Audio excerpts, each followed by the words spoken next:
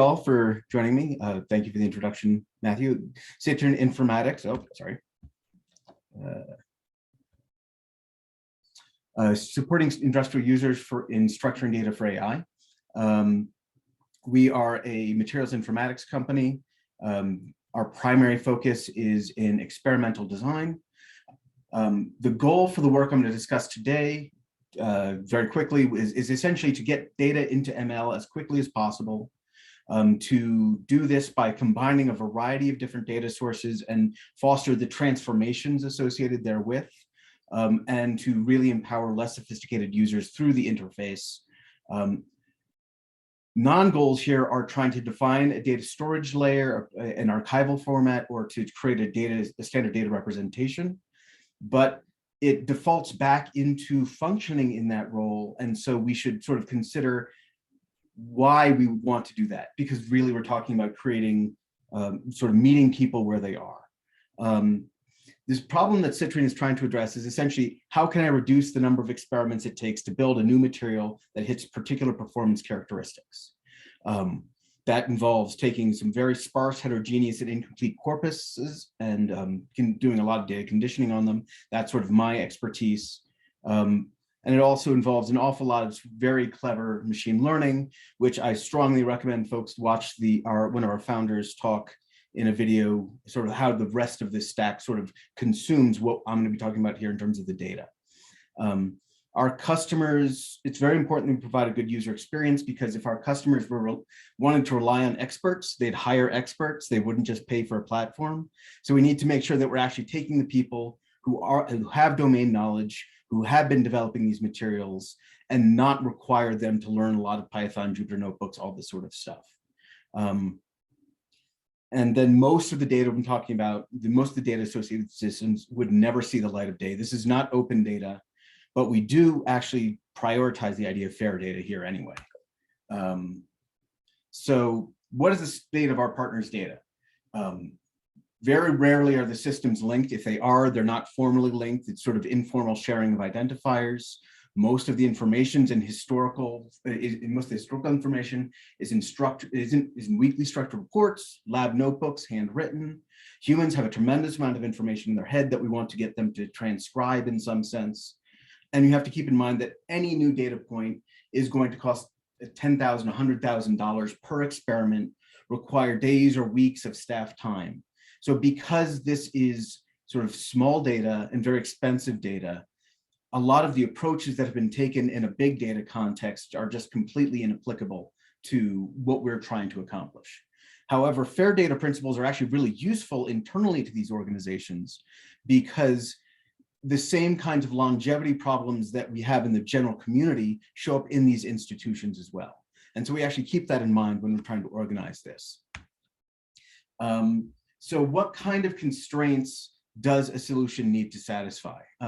So in the cathedral and bazaar metaphor that Matthew brought up on Monday, we're really talking about, we have a bunch of people who don't know what they're doing, trying to operate in the bazaar, trying to get some interoperability happening here. And we want to transform them. We want to train them to actually be able to operate as that voice of authority if they're interested, develop sophistication here.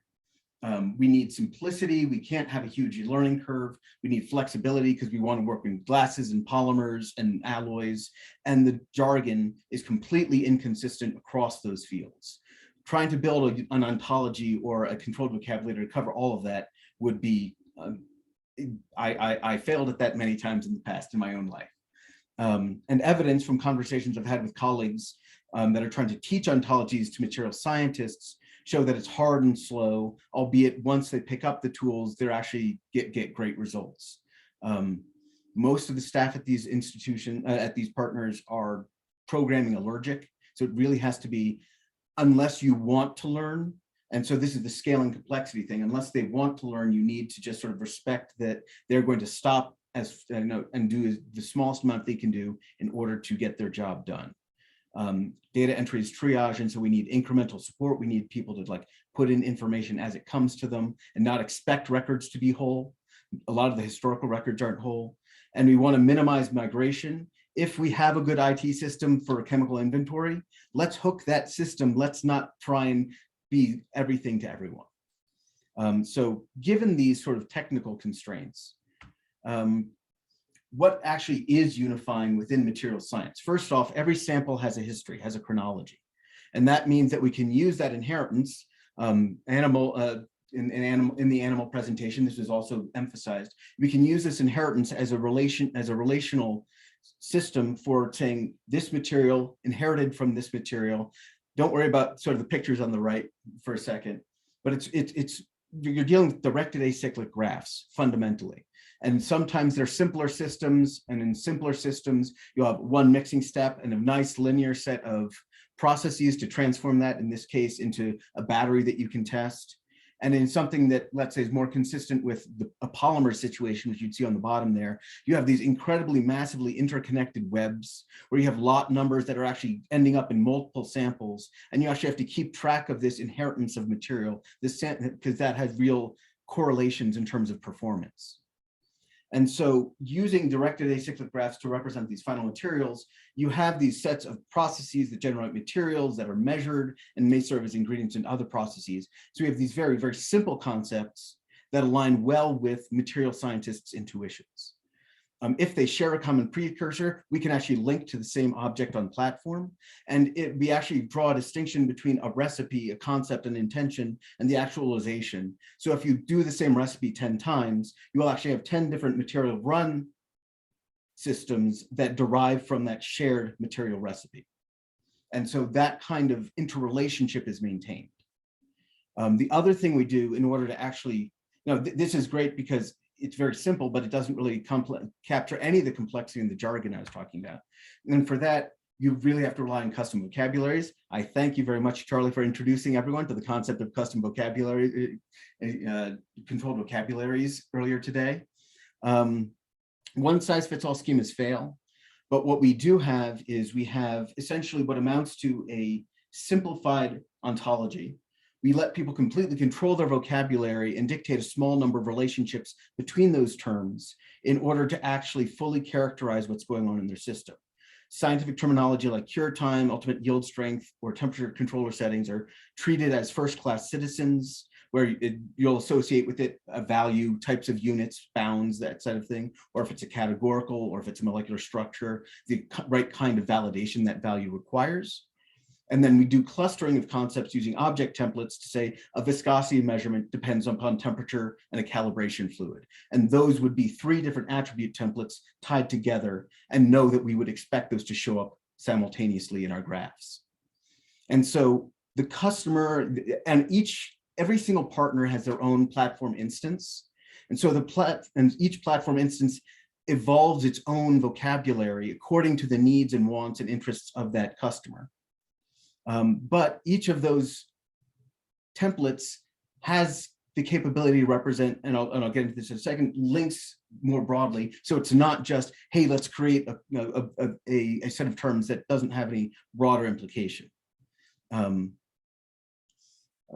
so it lets people sort of organically evolve a corpus of terms that's relevant to their organization without worrying about sort of sitting around a table and trying to hash out what is the right term until you have enough data to justify saying these are the same, these are different. We also support, very importantly, a range of identifiers. Every single object in that graph, every template, has the ability to store tags. So for example, if you have a taxonomy, we support hierarchical tagging, so you can actually store your taxonomy implicitly on all of these objects. We store globally unique identifiers in terms of scope UID pairs. So if you have KIBI identifiers that you'd like to tie to things, that's represented as a first-class citizen in these templates, in these objects. If you have an external 5-star dictionary that you'd really like to reference, you can explicitly say the temperature in my system is as defined in this universal resource, and get this all tied together. You can also represent, you can use this to store original files and all this sort of thing. So the biggest thing is trying to make sure that when you find a number anywhere in one of these graphs, it's very easy to start pulling the thread until you get off of our platform to figure out where that piece of information came from and to maintain these interrelationships.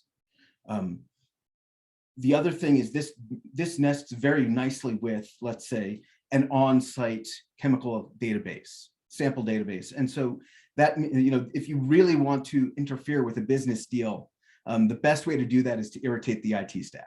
So you want to make sure that you're working with the systems that they've been maintaining, not just telling them that their systems aren't bad, but actually making it possible to have those continue to serve as the source of truth for these developments. And so once we have one of these graphs, the most important thing we're trying to accomplish here is feed it into AI. AI requires vectors. And so the same terms that we're using in order to characterize these various objects serve as keywords for graph queries. So essentially, you use the information on sort of ingredient quantities, on types of measurements, to literally build out a row definition for a table. And then you can use those same set of queries as applied to a wide variety of these material histories to actually take very diverse graphs and homogenize them into a relatively structured table. It's going to still be sparse, and how we deal with sparse tables is something that we cover in that video I referenced earlier. But fundamentally, it means that table generation, the step for conditioning the data for feeding into AI, becomes algorithmic. So as you add new records to your graph, to your set of graph queries, you can automatically rebuild those tables and not have user intervention required to deal with that. At the same time, when you're dealing with, let's say, so you might want to ask very different questions of the same material history. So for example, if you want to improve ultimate yield strength of a polymer, you're going to need a detailed understanding of that processing history. But if what you're actually doing is market analysis to look at pricing of components, you really only care about quantities and prices of those raw ingredients, and maybe what sort of pricing goes on that final material. And so you can ask very different questions of the same graph, cast them into different contexts, and never break those sets of relationships, meaning that you get free updates for all of these underlying systems. You keep snapshots of the tables you used back then, the updated tables, and so you actually have very, very good reproducibility on saying, oh, I ran a model a year ago. How does that compare? Why did my numbers change when I added these new properties? Right? You can take a look, you can do outlier analysis and determine high leverage points and all this work. And we want to maintain a single source of truth, even if that's off platform. And so we want to make sure that all these workflows continue to get this information where it needs to be. And so this is a very complex system from an end user perspective. And so you want to make sure that you're buying something worthwhile with it. It's giving you repeatability, it's giving you future proofing, because you don't have to update your old records to be consistent with your latest schema changes or the latest, if you're adding new temperature controllers, because it's just going to say, no, you didn't measure this. You'll take the same graph and map it into the new structured context. So you get backwards and forwards compatibility, you get reusability, and get traceability. And that's all of those, as much as we're talking about closed data, fundamentally power a FAIR mechanism. All of, you can recover where everything came from, and you can follow this out, and we give URIs, URLs for every single one of these objects so that you can actually track all the stuff down when you need to. So in the last 20 seconds, I want to quickly talk about what this means sort of in practice, because I'm an engineer. All that matters is actually affecting the world around me, actually having real impact. And so let's say we have a partner that has an SAP procurement database. They have some historical archive of experimental reports, PDFs that are indexed on lab request number. They have 3 scientists who have been totally responsible. And in this case means they have Excel spreadsheets and a whole bunch of folks that have like handwritten lab notebooks. The way that we'll go through our engagement here is first, we'll take that easy to onboard Excel workbook data, just do straight, the columns in the Excel notebook are probably attribute templates. No attempt is made to homogenize templates across projects because you need sort of a preponderance of information, and you need experience for what the consequences of these choices to be in order for the domain scientists to actually start making smart choices. And then oftentimes at this point, we're trying to explain basic keying concepts, things like, oh, you have to actually define all the ingredients you wanted to use in your recipe, things that would seem very sort of straightforward to computer scientists, but don't track from like the rigor perspective of what a material scientist wants to accomplish. We'll work with IT to help them build pipelines using API that we make, the sort of the API we expose, so that they can just set up pipelines, get individual records synced up. Again, their system still being the source of truth. And we'll link that is experimental reports, whether it be explicitly uploading PDFs, maybe you even have some more metadata that you can automatically interrogate and structure in here. But essentially, you're going to end up slowly accumulating these links. And once you get through the proof of performance, actually demonstrate to people your AI models work. Then and only then do you really get into the nitty-gritty work of the heavy lift of making sure, starting to reconcile these templates, starting to reconcile the templates with broader community terminology, so that you actually have essentially trained data scientists, trained information scientists on staff with the domain knowledge before you start trying to have them negotiate what terminology means. And so they can understand the consequences of their choices. And then 2 links on the lower corner there, because what's most important in this is if we part ways, everything on the platform can be returned to them in a document store that's structured, that is accessible with open source libraries. And that lack of threat is actually very important from their business perspective. Even if things go horribly wrong, they still have more structured data and more organized data than they started out with. So at this point, I'm happy to answer any questions. I think I ran about 2 minutes over and I apologize.